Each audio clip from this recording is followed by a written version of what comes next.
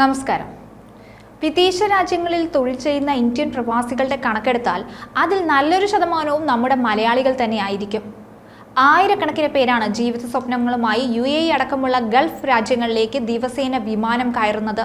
തട്ടിപ്പിന് മലയാളിയെന്നോ പ്രവാസിയെന്നോ എന്നൊന്നുമില്ല. തട്ടിപ്പുകാരുടെ ലക്ഷ്യമെന്നും അന്യന്റെ കീശയിലെ കാശാണ്. അതിനായി അവർ ഏതറ്റം വരെയും പോകും.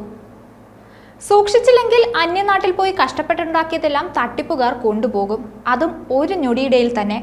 ഒരു വിദേശ മലയാളിക്ക് കോടികളാണ് തട്ടിപ്പിലൂടെ നഷ്ടപ്പെട്ടത്. ഈ വിദേശ മലയാളിക്ക് ഓൺലൈൻ ഷെയർ ട്രേഡിങ്ങിലൂടെ നഷ്ടമായത് 4.5 കോടി രൂപയാണ്. പെരുമ്പാവൂർ സ്വദേശിയായ പ്രവാസിയെ ഷെയർ ട്രേഡിങ്ങിൽ നിക്ഷേപിക്കാനുള്ള പ്രലോഭനമായി ദുബായിലുള്ള തട്ടിപ്പുകാർ പരിചയപ്പെട്ടു. പെരുമ്പാവൂർ സ്വദേശിയായ പ്രവാസിയെ ഷെയർ ട്രേഡിങ്ങിൽ നിക്ഷേപിക്കാനുള്ള പ്രലോഭനവുമായി ദുബായിലാണ് തട്ടിപ്പുകാരൻ പരിചയപ്പെട്ടത്. ഇയാൾ പറഞ്ഞ ആപ്ലിക്കേഷൻ ഡൗൺലോഡ് ചെയ്തു. ഉടനെ തന്നെ ചെറിയൊരു തുകയും നിക്ഷേപിച്ചു. അതിന് വൻ ലാഭം തട്ടിപ്പുകാർ തിരിച്ചു നൽകി. ഇതോടെ പ്രവാസിക്ക് കൂടുതൽ വിശ്വാസമായി. ഓഗസ്റ്റ് 12 മുതൽ നവംബർ 11 വരെ തട്ടിപ്പ് സംഘം പറഞ്ഞ വിവിധ അക്കൗണ്ടുകളിലായി അദ്ദേഹം 4.5 കോടി രൂപയോളം നിക്ഷേപിച്ചു. ഇതിന്റെ ലാഭമെന്ന പേരിൽ വൻ തുകകൾ പ്രവാസിക്ക് വേണ്ടി തയ്യാറാക്കിയ പേജിൽ പ്രദർശിപ്പിച്ചു. ഒടുവിൽ തുക പിൻവലിക്കാൻ പ്രവാസി ശ്രമിച്ചു. അതിന് സാധിക്കാതെ വന്നപ്പോഴാണ് തട്ടിപ്പാണെന്ന് മനസ്സിലായത്. തുടർന്ന് പോലീസ് മേധാവിക്ക് പരാതി നൽകി കാത്തിരിക്കുകയാണ്. സാങ്കേതിക വിദ്യ വളരുന്നതനുസരിച്ച് അതുമായി ബന്ധപ്പെട്ട തട്ടിപ്പുകളും വർദ്ധിച്ചു വരികയാണ്. സൈബർ കുറ്റകൃത്യങ്ങൾ തുടർക്കഥയാവുകയാണ് നമ്മുടെ നാട്ടിലും മറുനാട്ടിലുമൊക്കെ.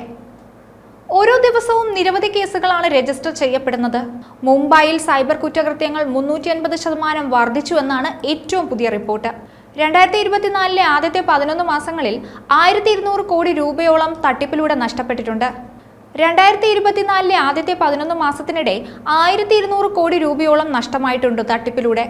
2023 അപേക്ഷിച്ച് അത്തരം കേസുകളിൽ 350% വർധനമാണ് ഉണ്ടായിട്ടുള്ളത്. 2024 ആദ്യ 6 മാസങ്ങളിൽ നിക്ഷേപ തട്ടിപ്പ്, തൊഴിൽ തട്ടിപ്പുകൾ, ഡിജിറ്റൽ അറസ്റ്റ് എന്നിവ കുത്തനെ വർദ്ധിച്ചതോടെ തട്ടിപ്പുകളുടെ പ്രവണത കൂടുതൽ ആശങ്കാജനകമായിരുന്നു.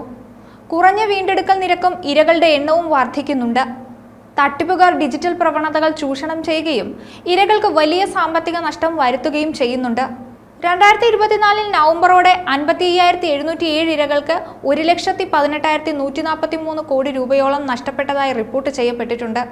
2023 അപേക്ഷിച്ച് 3 ഇരട്ടി വർധന.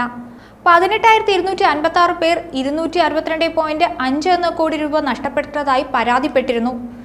ഇരകൾ സംഭവങ്ങൾ റിപ്പോർട്ട് ചെയ്യുന്നതിലെ കാലതാമസം, ഇടനിലക്കാരിൽ നിന്നും സേവനദാതാക്കളിൽ നിന്നും വിവരങ്ങൾ നേടുന്നതിലെ വെല്ലുവിളികൾ, മറ്റ് സംസ്ഥാനങ്ങളിൽ നിന്നും വിദേശത്ത് പോലും പ്രവർത്തിക്കുന്ന കുറ്റവാളികളുടെ പങ്കാളിത്തം എന്നിവയുൾപ്പെടെ നിരവധി ഘടകങ്ങൾ സൈബർ കുറ്റകൃത്യ കേസുകളിൽ വീണ്ടെടുക്കൽ നിരക്ക് കുറയാൻ കാരണമാകുന്നുണ്ട്. ലക്ഷങ്ങളും കോടികളുമൊക്കെയാണ് തട്ടിപ്പിലൂടെ പലർക്കും നഷ്ടമാകുന്നത്. ഒരു സമയത്ത് മൊബൈലിൽ OTP ചോദിച്ച് തട്ടിപ്പുകാർ വിളിക്കുമായിരുന്നു. പിന്നെ അത് ഡിജിറ്റൽ അറസ്റ്റിലേക്ക് മാറി. ഓരോ ദിവസവും ഓരോ രീതിയിലുള്ള തട്ടിപ്പാണ് റൂട്ടിലിറങ്ങുന്നത്. തട്ടിപ്പിന്റെ രൂപവും ഭാവവും മാറി മാറി വരുന്നുണ്ട്. ഇന്ന് സൈബർ തട്ടിപ്പുകൾ വളരെ വ്യാപകമാണ്. ഇതിലൊന്നും വീഴാതെ ജാഗ്രതയോടെ ഇരിക്കുക. ഇത്തരം തട്ടിപ്പുകാർക്കെതിരെ കണ്ണും കാതും തുറന്നു വെച്ചിരിക്കുക. നാം ഓരോരുത്തരും കരുതിയിരിക്കുക എന്നുള്ളതാണ് ഇതിൽ ആദ്യം നമുക്ക് ചെയ്യാനുള്ളത്.